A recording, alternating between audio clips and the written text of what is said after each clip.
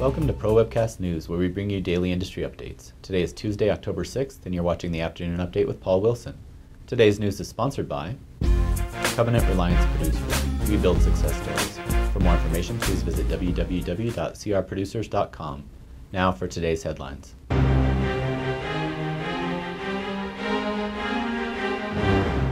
A large number of financial advisors feel they are not receiving enough help in preparation for succession planning, according to a recent survey by Matthew Greenwald and Associates, Inc. The John Hancock Financial Network Equity and Succession Survey found that 63% of advisors said that succession planning is a concern for them, while 55% said that the financial services industry does an inadequate job of preparing advisors for the transition. Meanwhile, just 31% of respondents said they have worked on their succession plan, 34% said they have thought about their plan but have not yet done anything, and 35% have yet to consider the idea. Additionally, when asked to make a wish list of their top succession planning needs, 72% said they wanted help in getting a valuation for their investment business, 67% said they want financing help for the transition, and 65% said they want help getting a valuation for their fee-based and insurance businesses.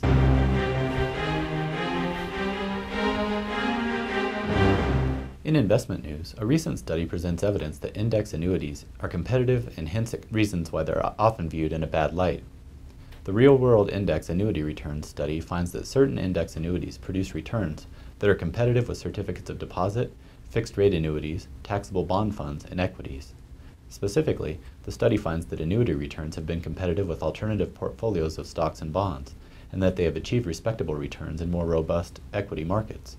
Additionally, the study finds that index annuities limit the downside returns associated with declining markets. Finally, it concludes that a series of recent studies criticizing FIAs are usually based on hypothesized crediting rate formulas, constant participation rates and caps, as well as unrealistic simulations of stock market and interest rate behavior. However, when real policy data is used, the conclusions are far different.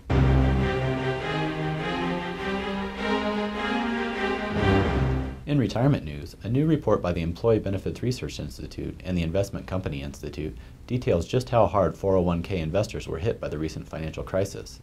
The report, which accounts for both contribution and investment return, found that the average 401k balance plummeted 24.3% during 2008, with balances averaging $45,519, 31% below the $65,454 average seen at the end of 2007. However, many investors have since recovered due to the returning health of the S&P 500 and the fact that most continued to contribute to their plans throughout the crisis. For example, the average account balance rose almost 14% for workers between the ages of 35 and 44 who have worked at their company between 5 and 9 years. I'm Paul Wilson, and thanks for watching Pro Webcast News. For more in-depth news and features, visit producersweb.com.